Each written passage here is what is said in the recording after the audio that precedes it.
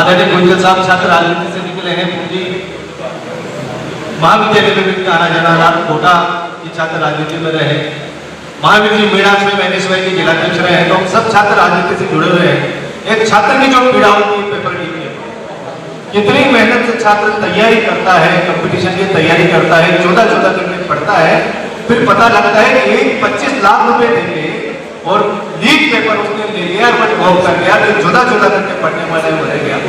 तो यह पीड़ा राहुल गांधी जी ने पूरे देश के सिस्टम को उजागर की है। जैसा सिद्धू साहब ने कहा कि गैर राजनीतिक रूप से सब लोगों को इसमें सोचना चाहिए, सिस्टम को सुधारा जाना चाहिए, जिससे एक मेहनती छात्र को न्याय मिल सके। बहुत आदरणीय महावीर जी मीणा के नेतृत्व में ये पहला कार्यक्रम है। बूंदी जिले में और भी कार्यक्रम विभिन्न स्थानों पर आगे आयोजित किए जाएंगे। मैं आपको जानकारी दूंगी। आगे भी ये छात्रों के कुछ कार्यक्रम आज शुरुआत सिद्धू साहब ने, हमारे प्रभारी जरा साहब ने, गुंजन साहब ने की है, और आगे भी जिला कांग्रेस कमेटी की ओर से महावीर जी मीणा के नेतृत्व में विभिन्न स्थानों पर ये कार्यक्रम आयोजित होते रहेंगे। आप सभी हमारे कार्यक्रम पर यहाँ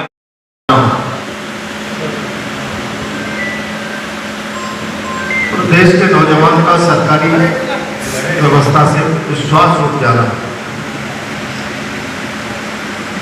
ये दोनों ही परिस्थितियां बड़ी चिंताजनक है। 22.5 लाख विद्यार्थी नीट परीक्षा की तैयारी करे बैठे, साल भर तैयारी करता है, परीक्षा की तारीखें उसके लिए लक्ष्य की तरह होती है, मछली की आंख और अर्जुन का तीर। इस बार की नीट परीक्षा उत्तीर्ण करूंगा, मेरा सपना और मेरे परिवार का सपना दोनों पूरा करूंगा। और वो पेपर देकर आता है, परिणाम आने से पहले उसके पास समाचार आता है कि पेपर लीक हो गया है। ये पेपर लीक नहीं, केवल उसके मन में निराशा नहीं, इस व्यवस्था के प्रति उसके मन में अविश्वास पैदा होता है। और जब देश के नौजवान का व्यवस्था के प्रति अविश्वास पैदा होता है, तो ये चुनौतीपूर्ण परिस्थितियां हमको समझने की आवश्यकता है। पूरी भारत की डेमोक्रेसी है, लोगों के विश्वास पर टिकी है। रेशम से भी बारीक धागा, मैंने अभी कहा बच्चों को संबोधित करते हुए, कांग्रेस जनता पार्टी और करोड़ों समर्थक 7 दिन में फॉलोअर खड़े हो जाए। ये देश के नौजवान के मन में इस व्यवस्था के प्रति पलता हुआ गुस्सा है, लावा पल रहा है। ये ज्वालामुखी नहीं बन जाए, इसलिए राहुल जी ने तय किया है हमें व्यवस्था भी बचानी है, डेमोक्रेसी भी बचानी है और अराजक सरकार को व्यवस्था को बाहर करना है। इसलिए देश भर के नौजवान को दिशा देने के लिए कांग्रेस ने एक राष्ट्रव्यापी अभियान चलाया है और सौभाग्य से इसकी शुरुआत कोटा से हुई है। मैं केवल नीट की बात नहीं कर रहा, केवल नारे देने से काम नहीं चलता। बढ़ेगा इंडिया तो बढ़ेगा इंडिया। जरा भारत के प्रधानमंत्री जी से, भारत के शिक्षा मंत्री जी से पूछिए, बढ़ेगा इंडिया आपके इस शासन में कितने सरकारी स्कूल बंद किए?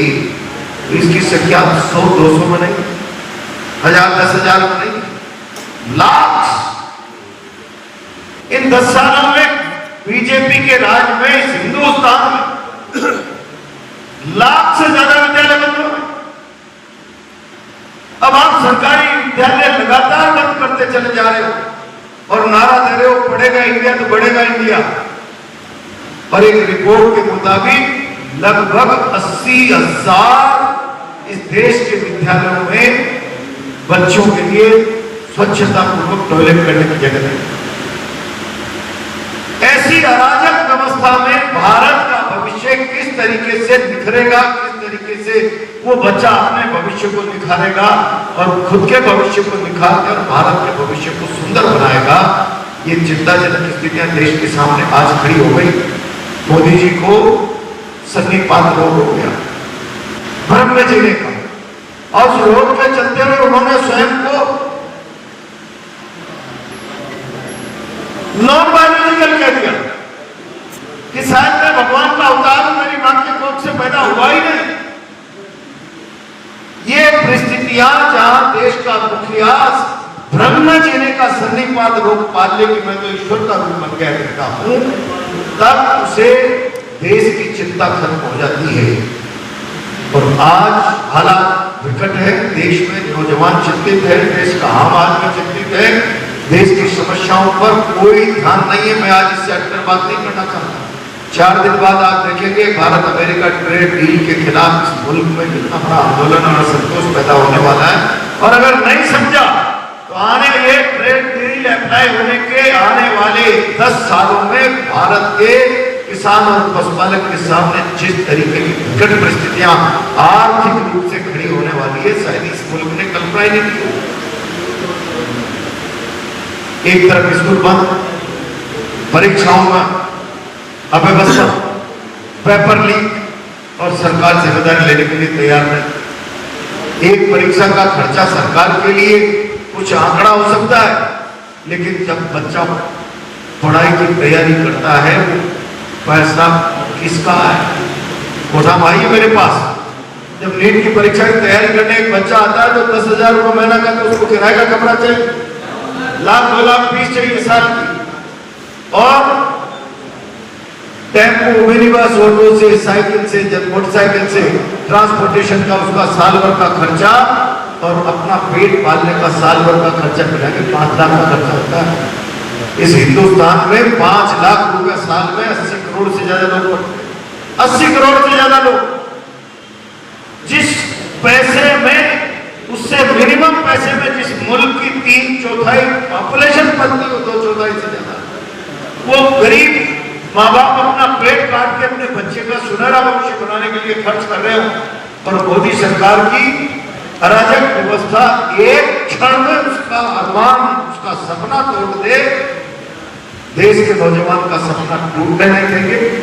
देश के नौजवानों का सपना तोड़ने वाली सरकार को व्यवस्था के बाहर कर देंगे और इसके लिए देश के नौजवान में उभरते हुए गुस्से को ठीक दिशा देंगे।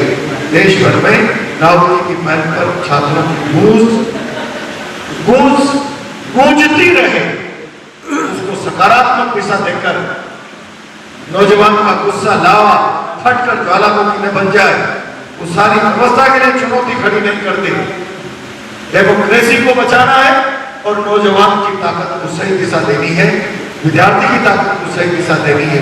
इसलिए छात्रों की गूंज कार्यक्रम में से एक अभियान चलाया है देश भर में।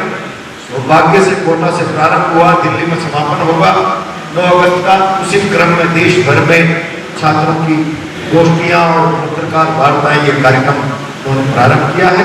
मैं आज आपका इस कार्यक्रम में स्वागत करता हूं और उम्मीद करता हूं कि समाज में जितनी जिम्मेदारी, हम साधारण व्यक्ति को केवल उपभोक्ता नहीं कहेंगे, अखबार का उपभोक्ता, उस उपभोक्ता को मानो, भारत का नागरिक मानो।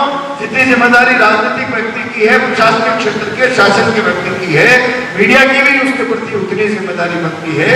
और इसलिए हम सब लोग मिलकर अपना सामूहिक दायित्व का निर्वहन करते हुए उसको सही दिशा देने का प्रयास करेंगे। धन्यवाद।